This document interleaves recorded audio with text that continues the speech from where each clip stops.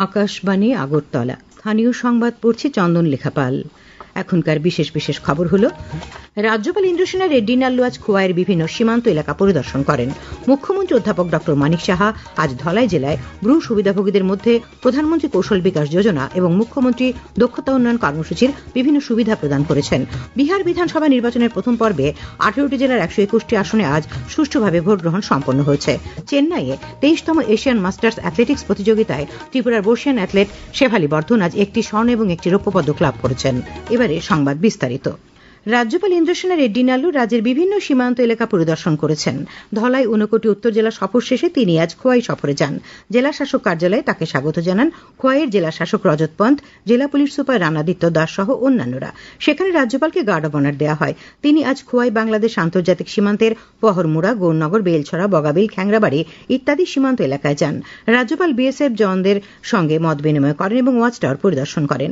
আকাশবাণীর খোয়াই জেলা সংবাদদাতা আশিস চক্রবর্তীকে দেওয়া সাক্ষাৎকারে রাজ্যপাল জানান, প্রধানমন্ত্রীর নির্দেশে কেন্দ্রীয় ও রাজ্যের প্রকল্পগুলি সীমান্ত গ্রামগুলিতে সঠিকভাবে বাস্তবায়িত হচ্ছে কিনা তা খতিয়ে দেখতে তিনি 3 দিন ধরে উত্তর ত্রিপুরা, ঊনকোটি এবং ধলাই জেলা পরিদর্শন করেছেন। মূলত সীমান্ত গ্রামে শিক্ষা ব্যবস্থার স্বসহায়ক দলের সুবিধা অসুবিধা, স্বাস্থ্য পরিষেবা, পানীয় জল, বিদ্যুৎ, প্রধানমন্ত্রী আবাস যোজনায় ঘর, উজ্জ্বলা যোজনা প্রকল্পে গ্যাসের সংযোগ, রেশন সামগ্রী এগুলো সঠিকভাবে সাধারণ মানুষজন পাচ্ছেন কিনা সে বিষয়ে তিনি খোঁজ খবর করেছেন বলে জানান। सब लोगों को घर आए क्या, घर आए तो इलेक्ट्रिसिटी है क्या, पानी आए क्या, गैस स्टोव है क्या, रेशन ठीक से आ रहे क्या, ये सब पूछने के लिए, मालूम करने के लिए घूमते हुए आ रहा हूँ। फिर ये जिला नेक्स्ट मंथ में आऊंगा और बाकी के जितने बचे हैं वो विलेजेस भी जाऊंगा। রাজ্যের 12টি জনপদে পুনর্বাসন দেওয়া ব্রু পরিবারগুলির একজন করে সদস্যকে দক্ষতা উন্নয়নের প্রশিক্ষণ দেওয়া হবে। রাজ্যের বিভিন্ন স্থানে 12টি জনপদে 6,900 ব্রু পরিবারকে পুনর্বাসন দেওয়া হয়েছে। প্রধানমন্ত্রী নরেন্দ্র মোদীর পরামর্শে ব্রু পরিবারগুলির দক্ষতা উন্নয়ন ও জীবিকা নির্বাহে তাদের প্রধানমন্ত্রী কৌশল বিকাশ যোজনা এবং মুখ্যমন্ত্রী দক্ষতা উন্নয়ন যোজনার আওতায় আনা হয়েছে। আজ ছৈলেংটা বাজার মাঠে রাজ্যভিত্তিক টুলকিট বিতরণ অনুষ্ঠান এবং বিভিন্ন পরিকাঠামোর উদ্বোধনী অনুষ্ঠানে মুখ্যমন্ত্রী অধ্যাপক ডক্টর মানিক সাহা কথা বলেন। সুসংহত দক্ষতা উন্নয়ন, আমরা ব্রু রিয়াং শরণার্থীদের পুনর্বাসনের লক্ষ্যে আমরা এই কাজটা করছি এবং আমরা চাই যে প্রতিটি যে সামাজিক উন্নয়ন, পরিবারের যে সদস্যদের দক্ষতা বৃদ্ধি, তাদের যে অর্থনৈতিক ক্ষমতায়ন এবং কর্মসংস্থান সৃষ্টি, তাদের অর্থনীতির যে মূল স্রোত তারা বুঝতে পারুক যে আমি ইচ্ছা করলে আমি পারি, I can also do it and I have that guards to do it. এই যে বিষয় তারা তাদের নিজের উপর যখন সে আত্মবিশ্বাস আসবে, আমরা সেই প্ল্যাটফর্ম আমরা দিয়েছি। মুখ্যমন্ত্রী বলেন, প্রধানমন্ত্রী কৌশল বিকাশ যোজনা এবং মুখ্যমন্ত্রী দক্ষতা উন্নয়ন যোজনায় ব্রু সুবিধাভোগীদের 895 জনকে প্রথম পর্বে 15 দিনের প্রশিক্ষণ দেওয়া হচ্ছে। এদের মধ্য থেকে আজ 20 জনকে আনুষ্ঠানিকভাবে মুখ্যমন্ত্রী সহ অতিথিরা বিভিন্ন টুল কিট তুলে দেন। পাশাপাশি মুখ্যমন্ত্রী অনুষ্ঠান মঞ্চ থেকে ভার্চুয়ালভাবে ছামুন এইচএস স্কুলের, যে স্কুলটি বিদ্যাজ্যোতি তার নতুন ভবন, ছামুন অগ্নি নির্বাপক কেন্দ্রের নতুন অফিস বাড়ি, গ্রামোন্নয়ন দপ্তরের এক্সিকিউটিভ ইঞ্জিনিয়ারের নতুন অফিস বাড়ি এবং ছৈলেংটা টুরিস্ট লজের উদ্বোধন করেন। অনুষ্ঠানে বক্তব্য রাখেন শিল্প বাণিজ্য মন্ত্রী শান্তনা চাকমা, ধলাই জেলা পরিষদের সভাধিপতি সুস্মিতা দাস, বিধায়ক শম্ভুলাল চাকমা। স্বাগত ভাষণ দেন শিল্প বাণিজ্য দপ্তরের সচিব কিরণ গিত্তে। ধন্যবাদ সূচক বক্তব্য রাখেন দক্ষতা উন্নয়ন দপ্তর অধিকর্তা প্রদীপকে। উপস্থিত ছিলেন ধলাই জেলার জেলাশাসক বিবেক এজবি এবং জনপ্রতিনিধিরা। অনুষ্ঠানের পর মুখ্যমন্ত্রী এবং অতিথিরা ব্রু পুনর্বাসন কেন্দ্র লবণছড়া এডিসি ভিলেজের হাম্বাইপাড়া পরিদর্শন করেন। মুখ্যমন্ত্রী বিভিন্ন পরিবারের সদস্যদের সঙ্গে তাদের জীবন জীবিকা, শিক্ষা ইত্যাদি নিয়ে মত বিনিময় করেন। অর্থমন্ত্রী প্রণজিৎ সিংহ রায় বলেছেন, পেনশন ও পেনশনভোগী কল্যাণ বিভাগ মুখাবয়ব শনাক্তকরণ প্রযুক্তির মাধ্যমে পেনশনভোগীদের জীবন শংসাপত্র জমা দেওয়ার প্রক্রিয়াকে সহজ সরল করতে চলতি মাসে দেশব্যাপী ডিজিটাল জীবন শংসাপত্র প্রচারাভিযানের 4র্থ পর্যায়ের আয়োজন করেছে। আজ আগরতলা মুক্তধারায় এক সেমিনারের উদ্বোধন করে তিনি কথা বলেন। অর্থমন্ত্রী বলেন, এই পদ্ধতিতে পেনশনভোগীরা অ্যান্ড্রয়েড স্মার্টফোনের আধার লিঙ্কযুক্ত পরিচয়ের মাধ্যমে শংসাপত্র জমা দিতে সক্ষম হবেন। তিনি বলেন, তার আগে জীবন শংসাপত্র জমা দেওয়ার জন্য পেনশনভোগীদের পেনশন বিতরণ অফিসে যেতে হতো, যা বয়স্ক জন্য বিশেষ অসুবিধার কারণ ছিল। মুখাবয়ব শনাক্তকরণের মাধ্যমে জীবন শংসাপত্র প্রদান এই প্রক্রিয়াকে সহজ করেছে।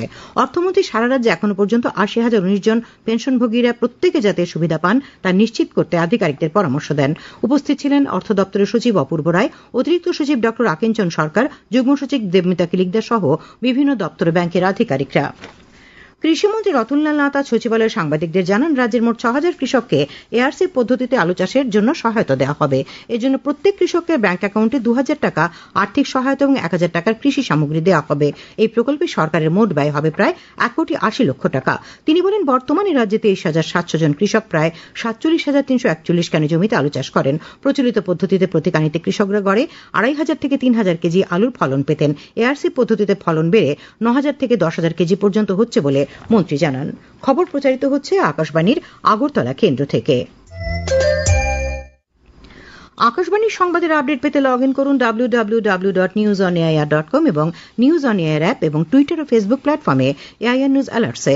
ইউটিউবে লক্ষ্য রাখুন নিউজ অন এয়ার অফিসিয়ালে। এছাড়া আকাশবাণী আগরতলার সংবাদের আপডেট পেতে দেখুন টুইটার বা এক্স হ্যান্ডেলে আকাশবাণী নিউজ আগরতলা, ফেসবুকে এআইআর নিউজ আগরতলা এবং ইউটিউবে আকাশবাণী নিউজ আগরতলা। বিহার বিধানসভা নির্বাচনের প্রথম পর্বে 18টি জেলার 121টি আসনে আজ সুষ্ঠুভাবে ভোট নেওয়া হয়।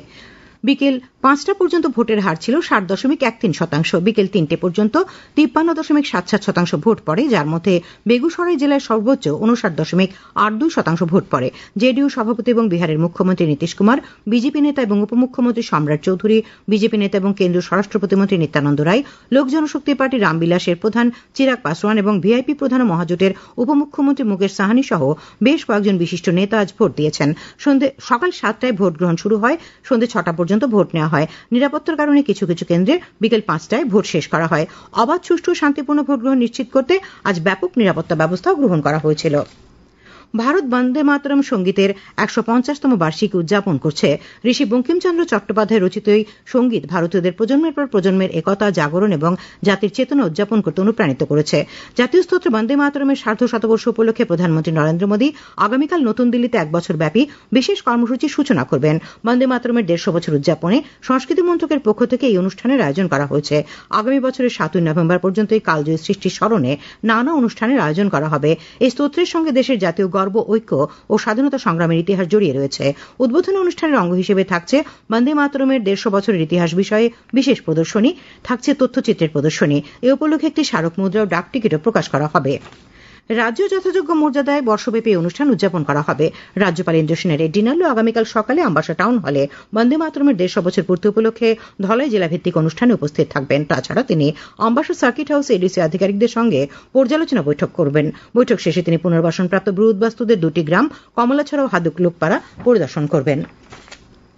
আগামীকাল সকাল 10টায় সচিবালয় প্রাঙ্গণে মুখ্যমন্ত্রী অধ্যাপক ড মানিক সাহা রাজ্যভিত্তিক অনুষ্ঠানের উদ্বোধন করবেন।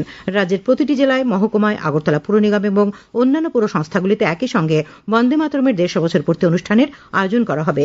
মুখ্যমন্ত্রী আজ এক ভিডিও বার্তায় আগামীকাল বন্দে মাতরম গানটির 150 বছর উদযাপন উপলক্ষে আয়োজিত কর্মসূচিতে অংশ নেবার জন্য সবার প্রতি আহ্বান জানিয়েছেন। তিনি বলেছেন, এই কর্মসূচিটি বিকশিত ভারত গড়ে তোলার লক্ষ্যে প্রেরণা সঞ্চার করবে। 7 দফা দাবিতে প্রদেশ যুব কংগ্রেস, ত্রিপুরা মহিলা কংগ্রেস, এনএসইউ এবং সেবা দলের যৌথ উদ্যোগে আজ আগরতলা সহ রাজ্যের বিভিন্ন স্থানে 4 ঘণ্টার গণ অবস্থান পালন করা হয়। আগরতলার রাধানগর মোটর স্ট্যান্ড এলাকায় আয়োজিত গণ অবস্থানে প্রদেশ কংগ্রেস সভাপতি আশিস কুমার সাহা বক্তব্য রাখতে গিয়ে অভিযোগ করেন, রাজ্য সরকার জনকল্যাণের প্রতিশ্রুতি সঠিকভাবে পালন করছে না। বিধায়ক সুদীপ রায় বর্মন অভিযোগ করেন, বর্তমানে রাজ্যে শ্রমজীবী জনগণের অধিকার সুরক্ষিত নয়।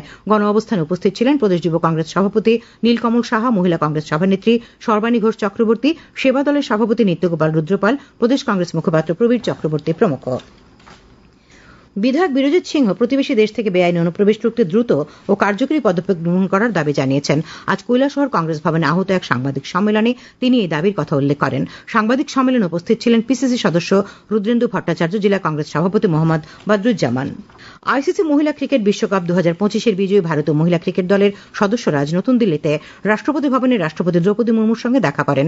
সামাজিক মাধ্যমে রাষ্ট্রপতি দলটিকে অভিনন্দন জানিয়ে বলেন যে তারা ইতিহাস সৃষ্টি করেছেন এবং তরুণ প্রজন্মের জন্য আদর্শ হয়ে উঠেছেন। চেন্নাই 23তম এশিয়ান মাস্টার্স অ্যাথলেটিক্স প্রতিযোগিতায় দেশকে আরও 2টি পদক এনে দিলেন ত্রিপুরার বর্ষিয়ান অ্যাথলেট শেফালি বর্ধন।